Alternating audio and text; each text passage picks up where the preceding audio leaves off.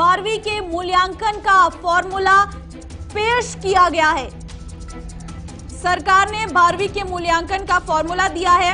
10वीं, 11वीं, 12वीं के अंकों को आधार बनाया गया है। 31 जुलाई को सीबीएसई 12वीं के नतीजे घोषित होंगे। 10वीं और 11वीं के 30% नंबर आधार बनेंगे और 12वीं के 40% नंबर, यानी 30-30-40 का फॉर्मूला तय कर लिया गया है और सीबीएसई ने अपना फॉर्मूला आखिरकार पेश कर ही दिया है।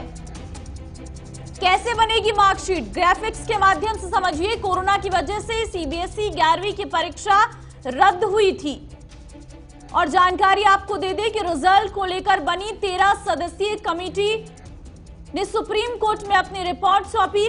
कमेटी की इस रिपोर्ट में 12वीं की परीक्षा का मार्किंग क्राइटेरिया दिया गया है। क्या क्राइटेरिया रहेगा? रिजल्ट के लिए 10वीं, 11वीं और 12वीं के नंबर्स जोड़े हैं और ये एक आधार बनाया गया है। 30-30-40 के अनुपात में जोड़कर रिजल्ट तैयार को आधार बनाया गया है।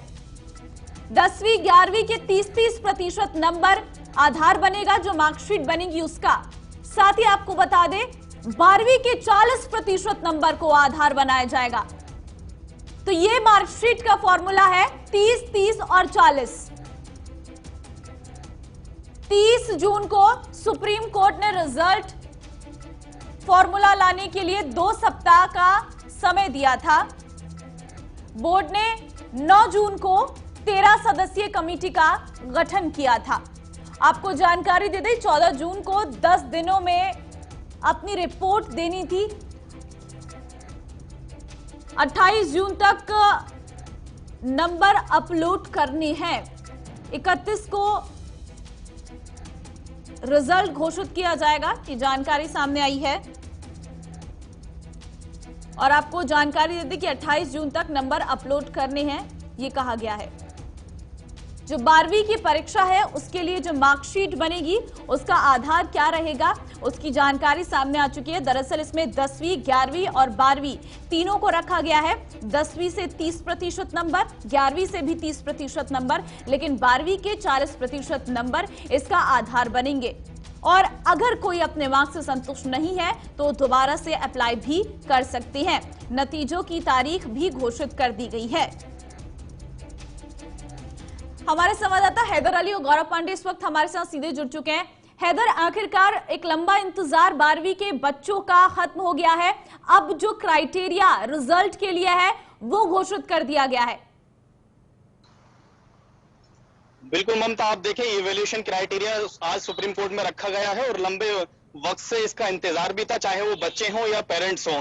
क्योंकि जब लास्ट टाइम सुप्रीम कोर्ट में सुनवाई हुई थी तब सुप्रीम कोर्ट ने कहा था कि जल्द ही कोई ऐसा क्राइटेरिया बनना चाहिए जिससे कि फेयर रिजल्ट और मार्किंग हो सके। उसी को लेकर 4 जून को एक सीबीएसई ने 13 सदस्यीय कमेटी का गठन किया था जिसमें को 10 दिन के अंदर अपनी रिपोर्ट पेश करना थी और आज वो सुप्रीम कोर्ट में रिपोर्ट पेश कर दी गई है। अगर उसमें देखें तो 30-30 + 40 का मार्किंग क्राइटेरिया रखा गया है, यानी कि 10वीं के जो 3 टॉप विषय होंगे उनके नंबर लिए जाएंगे। 11वीं क्लास के विषयों में से 30 नंबर निकाले जाएंगे और उसके बाद 12th में जो प्री बोर्ड एग्जाम और इंटरनल असेसमेंट के बेस पर 40 मार्क्स वहां से उठाए जाएंगे। तब जाके ये रिजल्ट तैयार होगा। 70% थ्योरी के नंबर होंगे और 20 नंबर इंटरनल असेसमेंट के होंगे जो कि फिलहाल अभी ऑनगोइंग है। 23 जून तक ये सारे इंटरनल असेसमेंट कंप्लीट करने हैं सीबीएसई के सभी स्कूलों को। ये सीबीएसई ने सभी स्कूलों को हिदायत दी है। और इसमें सबसे खास बात यह है, एक पॉइंट ये रखा गया, सुप्रीम कोर्ट ने पूछा कि फेयर कैसे रहेगा ये रिजल्ट।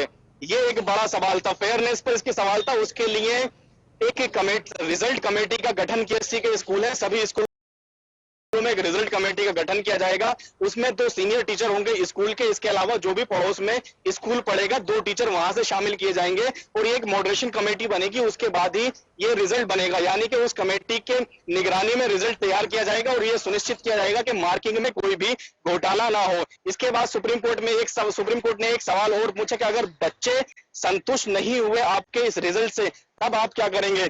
इस पर सीबीएसई की तरफ से कहा गया है कि जैसे ही हालात सही होंगे, केंद्र सरकार ने कहा था कि वो दोबारा बच्चे रीअप्लाई करके एग्जाम दे सकते हैं, यानी कि बच्चों की हर सहूलियत का इसमें ख्याल रखा गया है।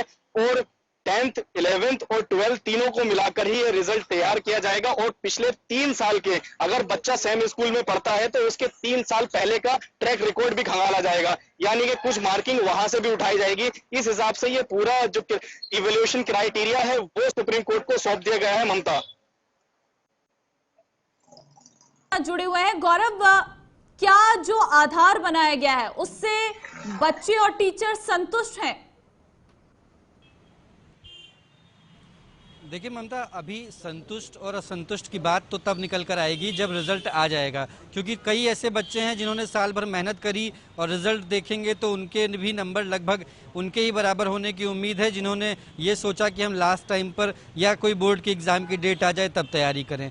तो ऐसे में जाहिर तौर पे जब सुप्रीम कोर्ट में हेयरिंग हुई है और लगातार हेयरिंग के बाद अब जब रिजल्ट के क्षण बहुत करीब आ गए हैं और क्योंकि अब असंतुष्ट जो बच्चे होंगे उनको री एग्ज़ाम की तैयारी होगी, इसको लेकर के जब हमने कई बच्चों से बात करी तो उन्होंने ये बात कही कि अब तैयारी नहीं, अब समय नहीं रह गया है कि हम दोबारा री एग्ज़ाम दे पाएंगे, क्योंकि आगे की तैयारी करनी है, आगे एडमिशन्स लेने हैं। यूपीएससी की कोई तैयारी कर रहा है, कोई इंजीनियरिंग की तैयारी कर रहा है, तमाम जो करियर ओरिएंटेड बच्चे हैं वो आगे की तरफ देखेंगे। दोबारा री एग्ज़ाम को करा पाना स्कूल के लिए भी चैलेंजिंग होगा, क्योंकि पिछले साल के भी बोर्ड के बच्चे आगे आ जाएंगे और ऐसे में कहीं ना कहीं असंतुष्टि तो हाथ लगेगी ही। लेकिन फिलहाल रिज़ल्ट का वेट है, क्योंकि मार्कशीट के बाद ही आगे की प्रक्रियाएँ शुरू होंगी। और फिलहाल 10th, 11th और 12th के प्री बोर्ड के एग्ज़ाम के अनुसार 30-30 नंबर और प्री बोर्ड के 40 नंबर को आधार बनाकर मार्किंग की जा रही है। और इसमें जैसा कि हैदर जी ने बताया, साफ तौर पे कमेटी बनाई गई है, पड़ोस के स्कूल से भी 2 टीचर्स शामिल किए जाएंगे जो इस बात की निगरानी करेंगे कि बच्चों के साथ कोई भी नाइंसाफ़ी ना हो, या जो क्राइटेरिया होगा, जिस तरीके से पूरे साल का रिकॉर्ड निकाला जाएगा, चरित्र जिसे कहते हैं, उसकी भी एक तरीके से छानबीन होगी कि बच्चे की अटेंडेंस क्या रही हैं, किस तरीके का आचरण रहा है, उनके भी नंबर्स कॉपीड किए जाएंगे, क्योंकि फिजिकल एजुकेशन नाम के भी सब्जेक्ट्स जुड़े होते हैं।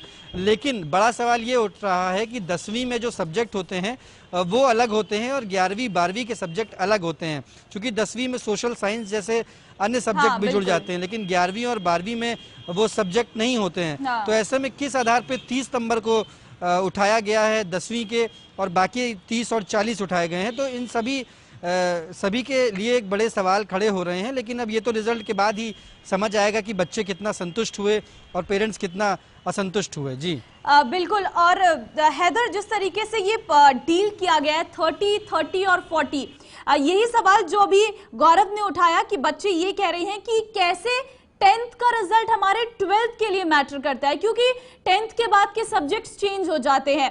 अगर हम देखिए 11वीं में हमारे पास ऑप्शन होता है कि हम 3 कैटेगरीज को ले सकते हैं, कॉमर्स, आर्ट्स और साइंस। ऐसे में 10th को क्यों इसमें शामिल किया गया? बिल्कुल ममता, यहाँ एक चीज जानना यह भी जरूरी है, 11th को जो इसमें शामिल किया गया है, इस पे कई स्कूलों के प्रिंसिपलों ने और शिक्षाविद ने भी कहा था कि आप 11th को शामिल ना करें, इसमें सिर्फ बोर्ड एग्जाम आप उठा लें, वो 10th और 12th में प्री बोर्ड। लेकिन अब चूंकि 13 सदस्यीय कमेटी जो बनाई थी उन्होंने ये मॉडरेशन पूरा तैयार किया है। लेकिन यहाँ ये भी जानना जरूरी है कि बच्चे अगर इस रिजल्ट को नहीं मानेंगे तो उनके लिए ऑप्शन बतौर जो ये डाला गया है कि वो आप रीअप्लाई करें, दोबारा एग्जाम दें, वो इसीलिए रखा गया है सिर्फ कि अगर बच्चे संतुष्ट नहीं है, क्योंकि कुछ बच्चों का है पूरे साल मेहनत की है, उनको अंदाजा है कि हम 90%, 80% मार्क्स लेके आएंगे, लेकिन अब जब ये रिजल्ट घोषित होगा तो हो सकता है 80% के नीचे उनके नंबर मार्किंग आ जाए उनकी, तो ऐसे में उन्हीं बच्चों के लिए वो ऑप्शन रखा गया है कि आप दोबारा रीअप्लाई करें। चलिए अब इंतजार रहेगा रिजल्ट का, क्योंकि आधार तो सामने आ चुका है।